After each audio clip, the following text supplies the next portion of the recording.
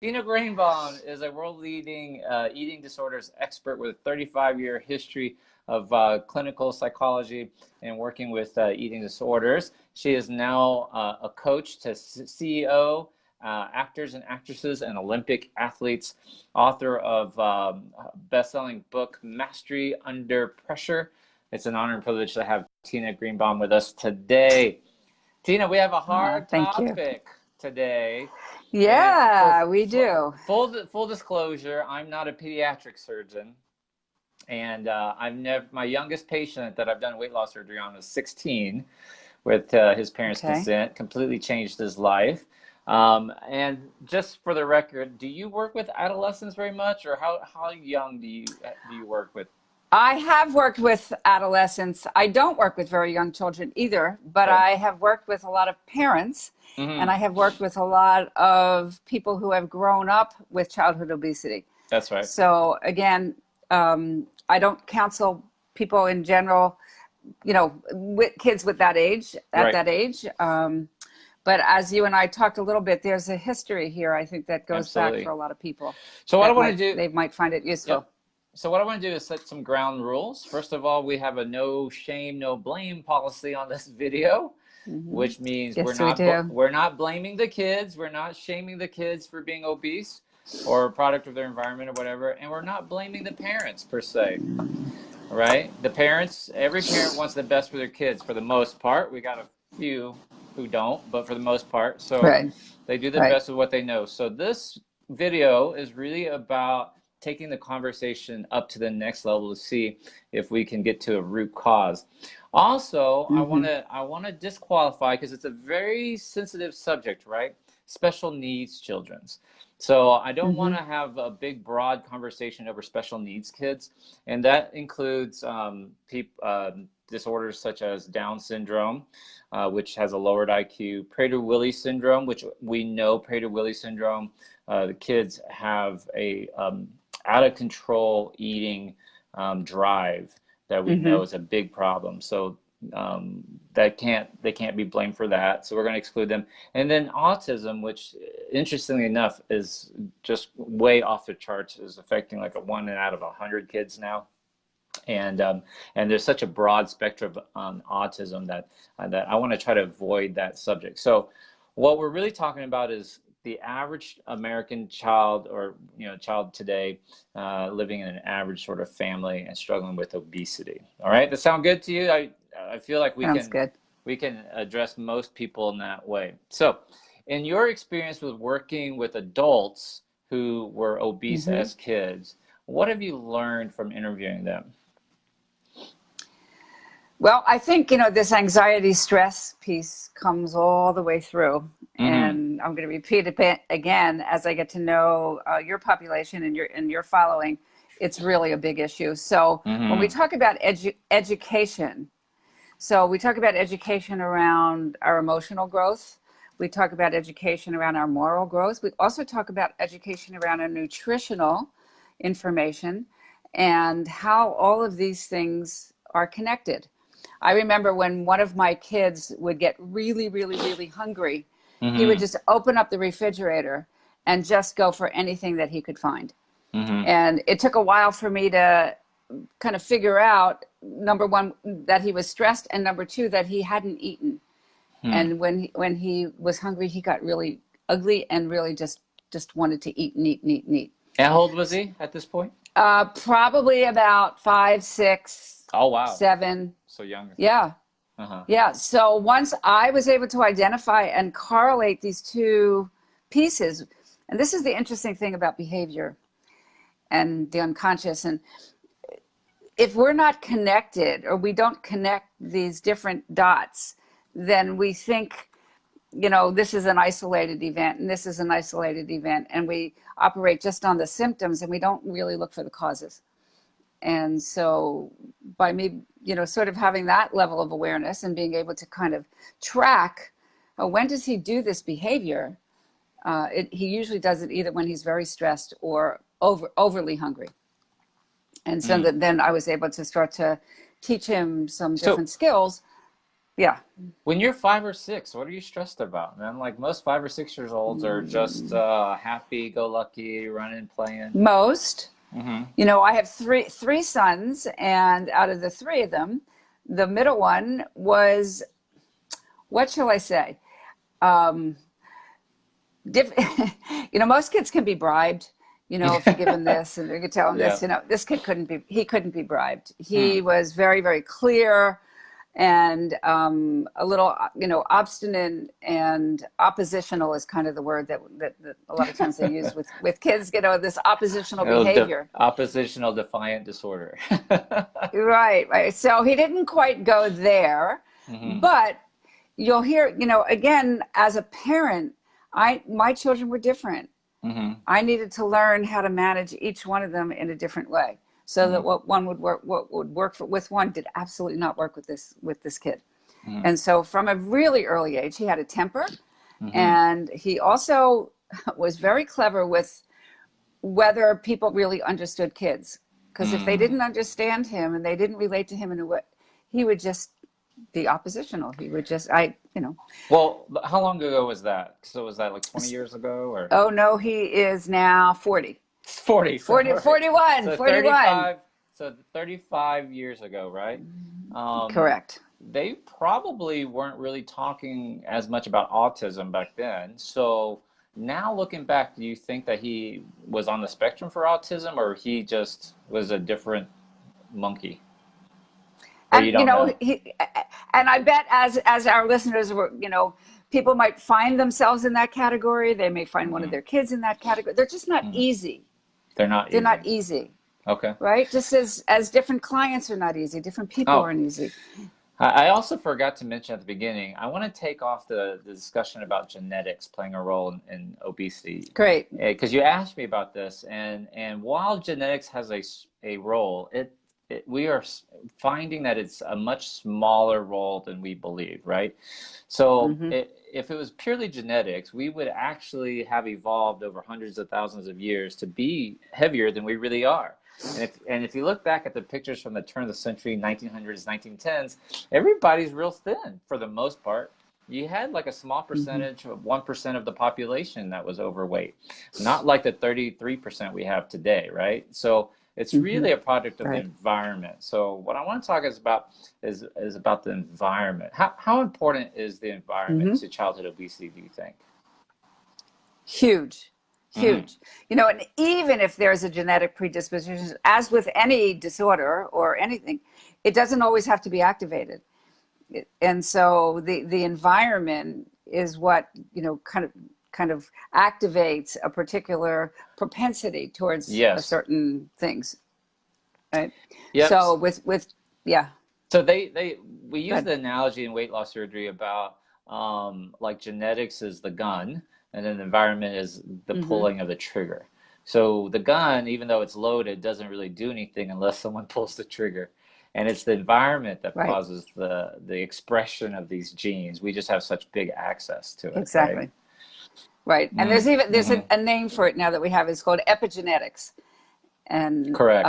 Bruce Yep. Lipton, right, Yep. was a real is he's got amazing videos and really kind of talks about the science Right. behind what It's triggers things that we So, might have a so we're starting to predisposition to. understand because they've mapped out the human genome, and basically Bruce Lipton in his Mm-hmm. work on epigenetics says, well, just because you have a blueprint, the DNA is the blueprint, Right. doesn't mean that Right. you build a building. You actually need workers and a foreman and bricks and all this sort of stuff, and that's would be the equivalent of epigenetics in his Right. analogy. Yeah. Fascinating stuff. Yep. So, what is the commonality that you see in the environment for childhood obesity? So again, when we talk about education, nobody gave anybody a degree on being a parent. Right. I always Right. say that marriage is the one license that you have that nobody you didn't have to get any training for, Yeah. and it's really the same thing with parenting.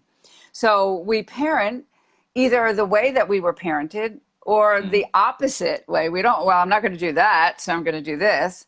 mm, But in either way, they're opposite ends of a pole that are not necessarily based on education. mm, mm-hmm. And so learning how to communicate to your child, Mm-hmm. childhood development, what's different stages children go through. Mm-hmm. You know, at 2 or 3, you know, we talk a lot about the, you know, the 2-year-old, you know, and the adolescent is the grown-up 2-year-old, Mm-hmm. and looking to kind of assert themselves and authority and Mm-hmm. identity. And so it's not easy. Mm-hmm. And learning how to manage different children in different ways and their association with food. Mm-hmm. You know, again, in our culture, food, it's not just our culture, but food is reward, it's Mm-hmm. family, it's getting together, it's, Well, what do you say to people who say that food was how my mom showed me love? Do you hear that a lot? well, I do, you know, and I always know that in my, when I would get really upset, chocolate Mm. ice cream was the panacea for the world. Just have a little chocolate ice cream and we feel a little bit better. Mm. So it's not, you know, all in dysfunctional families. I mean, we all have parts of it. So yes, we get rewarded, we get quieted down, we get, you know, we get diverted. I mean, Mm. there's all different kinds of things that we give food for, Mm-hmm. and without thought, Mm-hmm. really, and that we are creating this conditioned response. Mm-hmm. And it's the conditioned responses that go sort of underground, you know, into this unconscious level, and then we just do it. And You know, I feel this. where did this reward with food come from, do you think? Has it just been passed down from generation to generation or what? Oh, I think so. I think so. I think Mm-hmm. so. I don't really know the actual statistics or the answer to that question, but I think about my grandparents, you know, and Mm-hmm. I think about how food. I come from a pretty culturally invested Jewish family. Mm-hmm. And I was married, you know, my first husband was Greek, and I thought, well, you know, we all have the same stuff. We all love to sit around and food and Right. eat. So, you know, so what else do we need? You know, but it has a lot to do with family and love. And, you know, we just came through our Passover, Mm-hmm. and people just came through their Easter.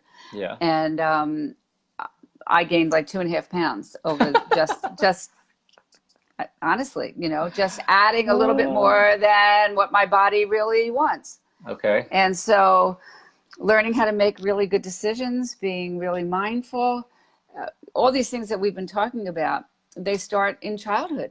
Mm-hmm. Yeah, you said something really interesting once, which was um, pre-verbal. A Hmm. child can see or witness their parents arguing and say, "Boy, if I was only a better child, they wouldn't fight." Do you think that Hmm. also ties into obesity? Definitely. I How mean, so? well, let's see. So if I were, we pick up the sensations and the energetic sensations of what's going on. So we don't necessarily need the words, Mm-hmm. but the body, the nervous system gets disturbed when we're children. Then there's a lot of tension in the household. Mm-hmm. So if we're learning to relieve tension through food, Mm-hmm. so that's one way we relieve it. And as children, if we develop with this idea, as children do, if only I were better, Mm-hmm. then my parents might not do this. And if only I were, and you know, and maybe it's even eating things that we don't even want. Mm-hmm. I'm sure that you've been to places, and again, you're, you know, as listeners, oh, just eat it, you know, Yeah. you know, just, and for you to stand up and say, actually, thank you, no, sometimes gets into like a boundary thing, and we feel like Mm-hmm. we're being impolite, and it comes into so many different aspects of our lives that we may or may not Yeah. think about. Do you feel that as a culture, we really don't understand boundaries like we should? We don't respect people's boundaries? I think it's definitely an issue. I don't know if it's again just for our culture, because different cultures have different boundaries. Mm-hmm. You know, from your culture and from, you know, the Chinese culture, and we don't talk about feelings, and we don't go Mm-hmm. there, and so those are different boundaries. So what I may do without knowing, you know, Mm-hmm. in somebody else's culture, I may be overbearing, you know, and way out of their Mm-hmm. boundaries, or Mm-hmm. so I think that the challenge with bound, and it's a huge subject. It's another one we could do on another whole program, because we're constantly being faced with, how do I take care of myself, and then how do I take care of my family? How do I take care of my children? And we have this connotation that being taking care of yourself is being selfish. I just had a conversation with a client yesterday whose husband has been very supportive about a business that she's doing, but it's really kind of it's too much for her. And she feels like she can't say no because he's been so generous. And so there's just, it gets into a lot of like, what's my boundary? Or even one of my clients is looking for a wedding dress, and I said, she's having trouble deciding, and I said, tell me about the dresses. She said, well, this is the one that everybody loves. I said, well, what about you? What's the one you love, right? So I did a poll on my Facebook page asking, are your kids overweight? And surprisingly, 52% of people said yes, a little, or severely. So 52%, more than half of the parents right now. Why do you say surprisingly? Why do you say surprisingly? I was expecting that number to be a little bit less, but 52% is pretty significant that they have 52% of parents their kids are overweight. So if you have a parent right in front of you and they have an overweight child, what's the first thing you'd tell them to start doing to correct that?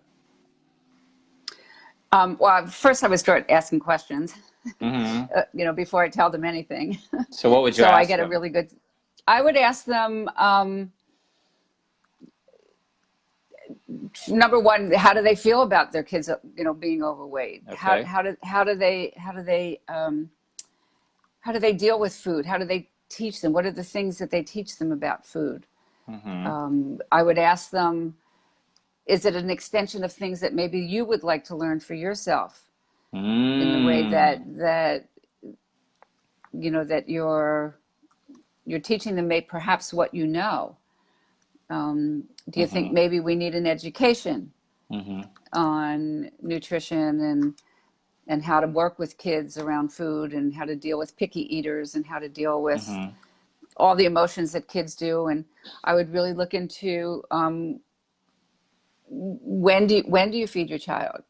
If do you feed them on demand, or infants we feed on demand. We do. As the baby cries, we put something in the mouth.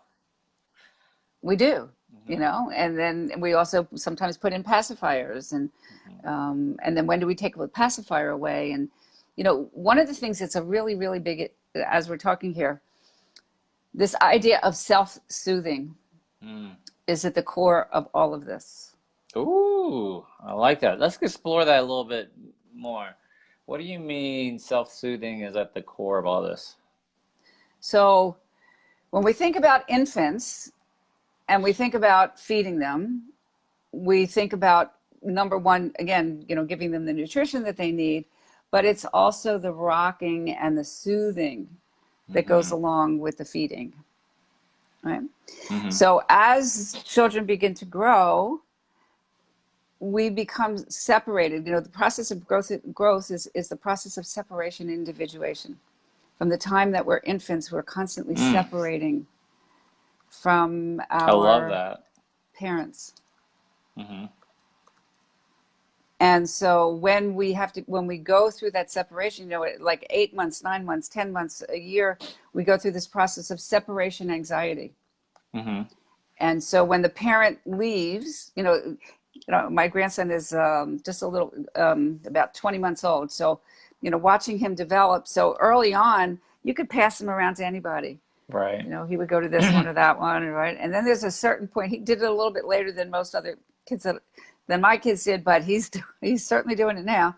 When mother or father leaves, he starts to cry and go into a tantrum. Usually around 2 years old for people.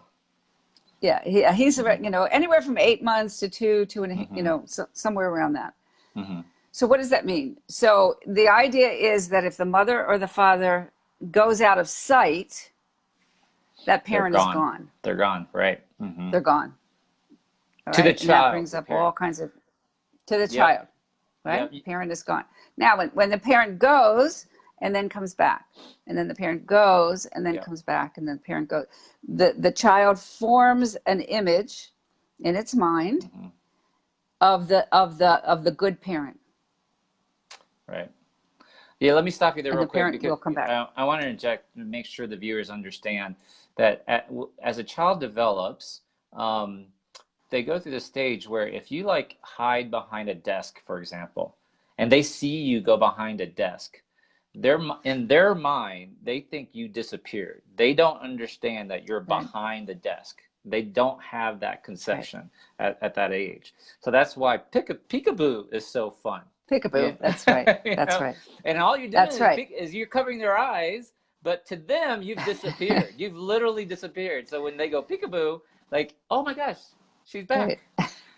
Right. So That's right. I just wanted That's to right. make that real quick because I thought that was really important when you said growth is about separation, and then I'd like to tie that into soothing, like self-soothing. So Right. Right. So over time, if the development goes well, the child has an image in its own mind mhm, that it's called image. It's constancy. There's a constancy there that the parent is internalized. The good parent is internalized, mhm, and that we can learn to soothe ourselves. We always don't need an outside person or an outside thing to soothe us. mhm, Okay. So when that goes well, over time, we don't necessarily need food to soothe us. We mhm, don't even always need another person, although other people, we live in community, but that there's a health to us that we can soothe ourselves. mhm, So part of the healing of dealing with any addiction, and particularly with food, because so many people use food to soothe, because the carbohydrates and the turn into the tryptophan, they soothe us. mhm, We learn that food will calm us down. mhm. And so again, when we use food with children as the means to calm them down, well, then they make that association. I feel bad. I want food. Mhm. And it's totally unconscious until we make it conscious. So earlier you said that, when your son was 5, he had a lot of stress and he was always looking in the refrigerator. Knowing what you Mm-hmm. know now with all your training, looking back, what would you have told yourself? If you could go back now, Well, the what would you truth is, tell your younger I mother? don't. I did actually what I would have done now is Hmm. I got him help.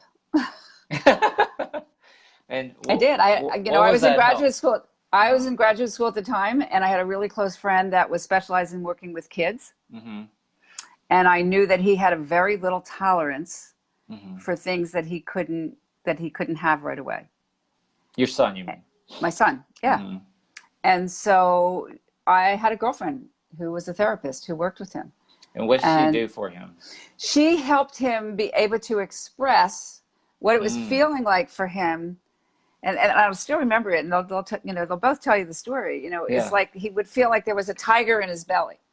And when he Okay. would get so angry and so frustrated, it was this tiger, that wanted to come out.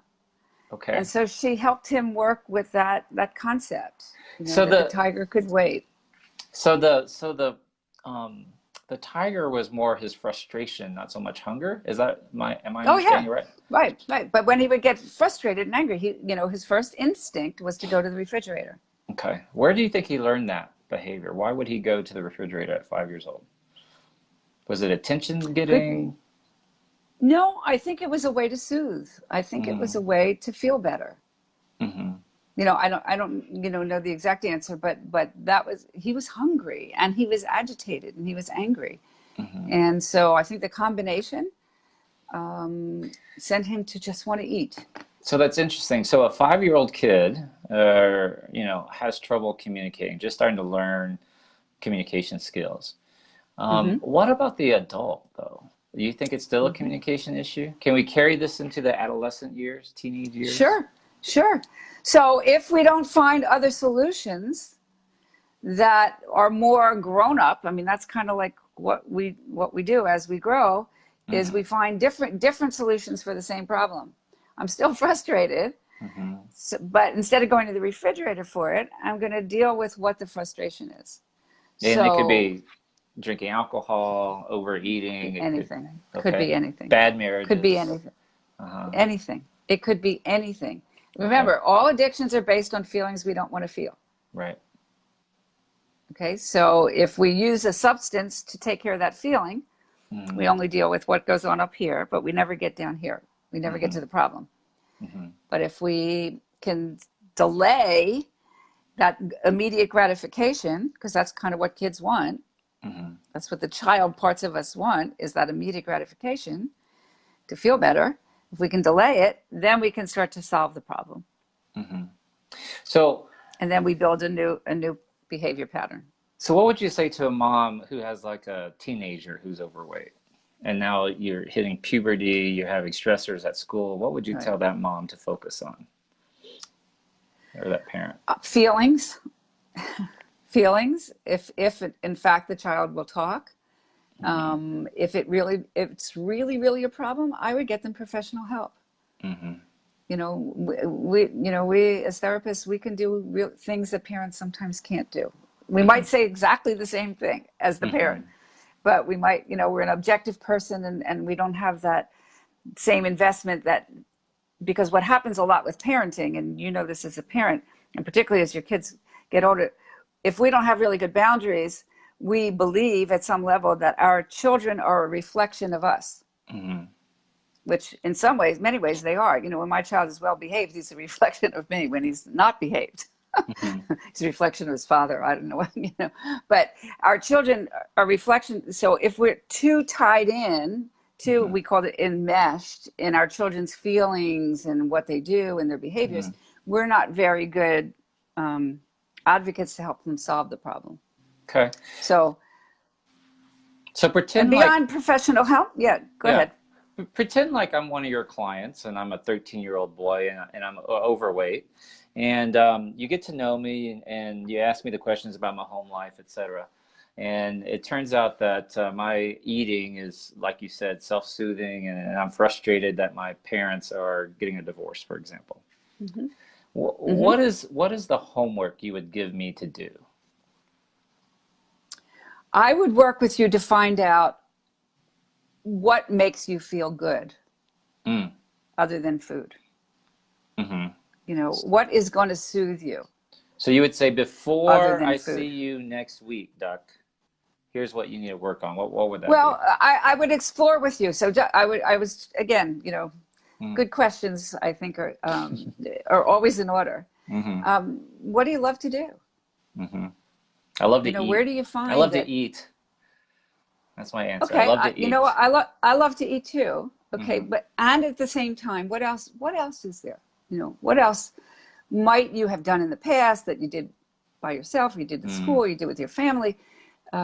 Let's talk about the things that really kind of get you excited, or really, God, if you didn't have to go to school and you didn't have anything else to do, what would you do with your time? I love exploring in the creek. In my backyard, I go up and down the creek and I catch crawdads and I catch little minnows and frogs and stuff like that, and I keep them in a bucket. And so how does that make you feel when you do that? I get lost. I could be out there in the woods all day long. When I was really so young. I would. I get that, and I'm picturing we had a creek behind our house when my kids were growing up too. But that's the way that I would sort of, because I want people to really kind of get to know themselves from a soul level. Okay. So you give me homework to try to find out what it was I really love to do other than eat food. And now you're going to have to report back to the parents. You're going to have to report back to my mom and dad who are fighting or their marriage isn't great. What would you tell the parents? What would you tell my parents in this scenario? Well, I would tell your parents, we've got a family system problem. It's not just your child's problem around the weight. Your child is reacting to what is going on at home. Okay. And so I would invite them to either work with me or work with somebody else to start to deal with what's going on with them. so that they can create a And just so people quieter know, environment. is that expert, would they be a family therapist? Is that what the proper term be, or? Yeah, I think a family therapist would be a couples therapist. Mm-hmm. Um, you know, again, everything comes from the top. Mm-hmm. So we start with the parents Mm-hmm. and we help them, and then we can help them, kind of deal with their child Okay. and around the food. And And what's the homework you would give the parents to do? well, again, I would identify the real issues, what are the issues, and then start to work on those. And communication is probably, no matter what's going on in a family, Mm-hmm. communication skills Mm-hmm. for every member of the family So is really so important. let's say the family can't afford a Hmm. therapist. Is there a Hmm. good is there a good book you would recommend them read? Um, I'm sure there are. The one that kind of comes off the top of my head for around adolescence is talking to your kids. Something about so that your kids will listen. Um, I, Off the top of my head, I can't. I'd have to do some research. Yeah. But I know that there's just lots and lots and lots of things. There's a whole nonviolent communication Mm-hmm. is a wonderful method of learning how to communicate with one another and Mm-hmm. teaching your kids. So it's teaching people basically how to come from an I feel place. Mm. Mm. There's a couple things about assertiveness and how you phrase your sentences and Mm-hmm. that makes somebody being able to listen to you as opposed to getting on the defensive and say, "Oh, it's not me, it's you. Mm-hmm. It's your problem." So I want to wrap this up because this has been really quite enlightening, quite honestly, Mm. our discussion. So, is there a root cause to childhood obesity? From what I'm hearing, is your answer it's a communication issue? I think it goes deeper than a communication issue. I Mm-hmm. think it's the self-soothing. If I were going to pick on the one piece Mm. that would need work, because again, if you're going to give up the food that has been your best friend, your Mm-hmm. worst enemy, but your best friend, you have to have something that's equally fabulous. Mm. Remember Okay. that defenses are in place for a reason. We use the food as a defense against the feelings that we don't want to feel. Mm. So if I'm going to take away the food, I have to replace it with something also that is wonderful. Mm. Do you ever outgrow that? So that Or is that just never. human nature to always feel good? I don't think you ever outgrow it. I mean, the things that I've learned to identify for myself that Mm. soothe me, they're me. Mm-hmm. They don't change. Mm-hmm. You know, I love movement. I love nature. I love to dance. Those things don't change. So how do we make the transition from soothing, making you feel good with food to making you feel good with something else? Like I'll give you an example. Like I love hard work. Like I love a good day's work. Hmm. And I love to produce Hmm. video and content and but some people think of that as like a bad thing. But at some point in my Hmm. life, I decided that it wasn't a bad thing, that I really feel good when I'm productive. How did I make that Hmm. transition? How did I do that? Was that just My guess, and again, we would have to sort of, I would have to kind of make sure that you were in agreement with this. But my hunch is that you started to really, number one, become aware mm-hmm, of how it made you feel. mm-hmm, You also became aware of people's judgment mm-hmm. about your behavior. Yeah, And yeah. then you also decided that you were Mm, going to follow your own self as opposed to what other people thought. interesting. So if you backtrack what you just said there and applied it to an overweight 18-year-old or 20-year-old person, I mean, do you feel like we could solve obesity if they just became aware? Yeah, I do. Awareness is the first step, and then Mm, skills.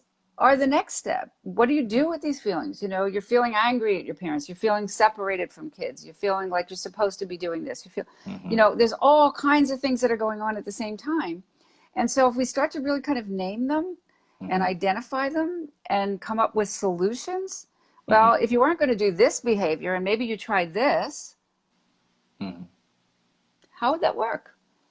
That's awesome. You know, Well, and then there's feedback. mhm. Well, Tina Greenbaum, this has been an amazing discussion. I loved it so much. I hope you'll come back and we can do this again next week on a different topic. Absolutely. Now you have a book I out. love this. Yeah, you have a I book out. do. It's right here. Mastery Under Pressure, available on Amazon. Right. Hmm. And Yes, then it is. you Yes, also it have a is. free assessment on your website where people can go and take an assessment about their stress level. I do. What's that web I address? do. It's well, the actual quiz you can get at Mm. masteryunderpressure.net, or you can also MasteryUnderPressure.net. find it underpressure.net, or you can also find it on my website as tinagreenbaum.com. Okay, so tinagreenbaum.com. And you and I have been Right. working on a project behind the scenes. You want to tell the viewers our project? Yeah. Yeah. So a lot of what we're talking about, because I do have a method to the way that I work, Hmm. and it does have a system. And so I've created, and Duc is helping me edit it, and we're putting it Hmm. together, an 8-session series Online of course. how to create a online course, a calm body that leads to a quiet mind. Hmm. And in a very short little thing, I've given you lots of hints and tidbits and ways to Yeah. start to orient your thinking Yeah. so that you can actually solve this problem. Yeah. And it's a really amazing online course because I've been personally doing the editing myself. So I've had to watch these videos over and over again and putting the B-roll and the sound effects and all the logos. And your content's amazing. I'm trying to get that out Thank you. by a Mother's Day special, right? So comment, Yeah. place in the comment section, yes, if you'd be interested in the Mother's Day special release for this online course. Just put yes in the comment section, and so we'll make sure to follow up with you. Great. Um, Great. And I also have a favor. mm, If you've read my book and if you've liked it, if you would put a review yes, on on Amazon, Amazon, super important. because that will help more people to see it, to find it, Hmm. and hopefully to get some really good Yeah, help. yeah, yeah. So don't miss out on the Mother's Day special for the online course. You normally charge about $150 a session in person. Is that about right? More than that. Oh, you charge more than a doctor. Okay, I see how you are. Well, you know, I've been doing it for close to over 36 years now, so I've Yes. learned a few things. So, Yes. so this online course is going to be 8 sessions. They're amazing, Yeah. and it's going to be way less than that, I think, for the Mother's Day Yes. offer, right? We're going to make Yes. it very affordable. So make sure you put the comment yes in the comment section so you don't miss out on this Mother's Day special. Well, Tina, I'm going to wrap it up after you're gone, but Thank you. it's been an amazing conversation. Thank you so much for joining us Thank you. today. My pleasure. All right. Yeah. Thank Thank you you. all. Bye-bye now. Hi, Dr. Vuong here. If you loved that video, I hope you will check out velocity2020.com. I want to meet you in person. This is my big annual conference in Vegas. It's amazing. It's not just about weight loss surgery, but it's about taking your life up to the next level. You're going to meet the best people, the best speakers, the best audience possible. You're going to really take your life up to the next level. 2020 is all about vision, clarity, and focus. We're going to show you how to find your vision, what you really want to do with your life, get crystal clear, clarity, and then find your laser focus to do what you need to do to have the amazing life that you deserve. Hope to see you.